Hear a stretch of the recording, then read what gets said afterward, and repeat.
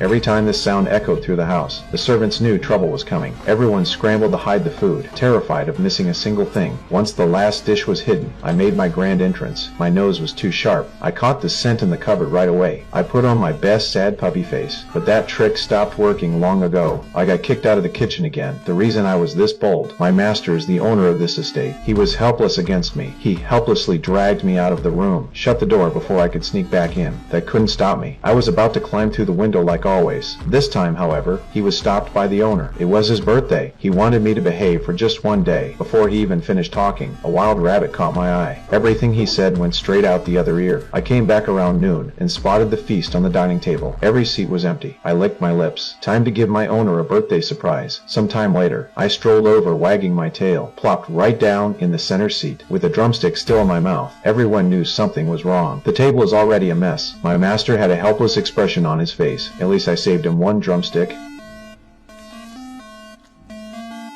Just like that, for the first time, I was locked outside overnight. I had no idea that would be goodbye forever. Late that night, the gardener walked up to me, lured me onto a truck with food. I thought he was just playing around, hesitated 1 second, then jumped right in. The moment I turned around, the cage slammed shut. I couldn't get it open no matter what. The gardener had sold me to dog traders. I watched the mansion fade into the distance. Regret hit me like a ton of bricks, but regret was useless now. The cage changed hands again and again. When I finally saw daylight, I was staring at a world of ice and snow.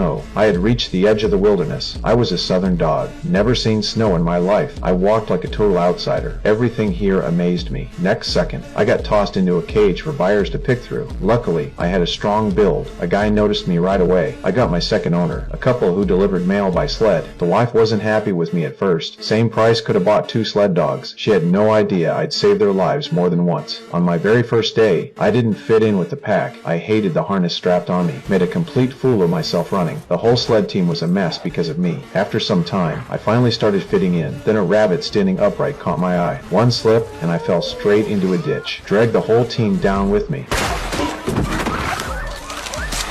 The dogs were furious. I knew I messed up and hung my head low. The guy walked over but didn't blame me. He told me not to give up. Fitting into a team takes time. For the first time, I understood what team meant. The next few days went way smoother. The lead husky still bullied me constantly, but most of the mail got delivered. The peace didn't last long. Trouble started inside the team. The husky used his rank to steal food from the others. They were angry but too scared to speak. All they could do was hang their heads. I couldn't stand it anymore. I walked over to the little yellow dog, gave him my food. He couldn't believe his eyes. I nudged it closer, walked away without looking back. That one small act of kindness changed how the pack saw me. When the husky woke up the next morning, everything had changed.